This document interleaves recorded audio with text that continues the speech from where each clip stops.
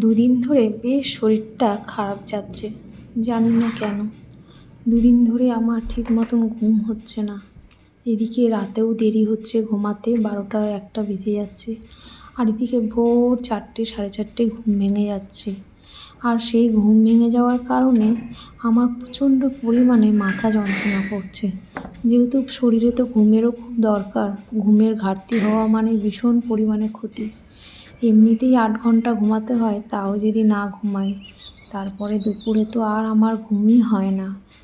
ছোট মেয়ে যেহেতু দুপুরবেলা খেলাধুলা করে, তার জন্য আমার আর ঘুম হয় না।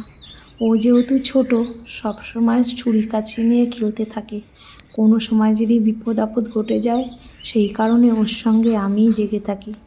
তারপরে ভাবলাম এত ভোরবেলা উঠেছি, যদি বাসন কাসন মাজি, আওয়াজ হয়, বাসনের আওয়াজে যদি ঘুম ভেঙে যায়, সেই কারণে আমি ভাবলাম একটু ছাদে চলে যাই, গিয়ে একটু হাঁটাচলা করি।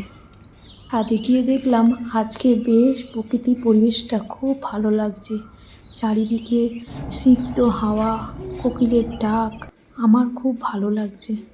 তারপরে ছাদের থেকে নিচের দিকে তাকিয়ে দেখি কেউ ওঠেনি, রাস্তায় কোনো লোকজন নেই, সবাই ঘুমিয়ে রয়েছে। আমি তারপরে চলে আসলাম গাছগুলোর দিকে।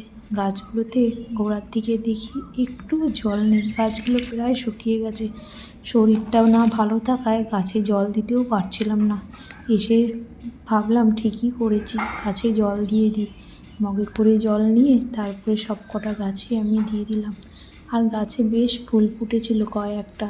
এখন না সেই রকম আর ফুল ফোটে না, যেহেতু গাছের তো যত্ন নেওয়া হয় না।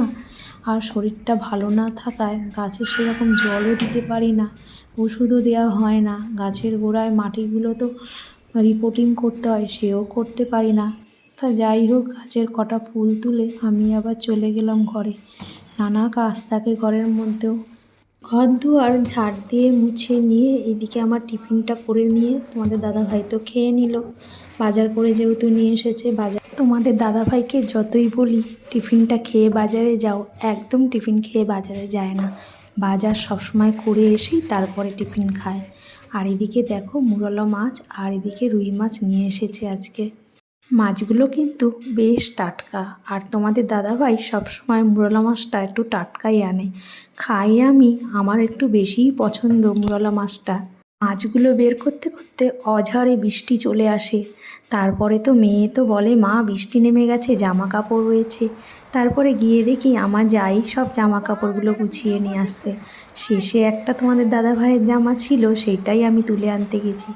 এদিকে আমার বড় মেয়ে মহা আনন্দে বৃষ্টির জলে স্নান করছে। আমি বারবার বলছি জ্বর আসবে, তুই ঘরে ঢোক, কিছুতে শোনে না। টেনে আনছি তাও আসে না। দেখো কিভাবে বৃষ্টি পড়ছে আজকে, দিনটা কিন্তু একদম ঠান্ডা।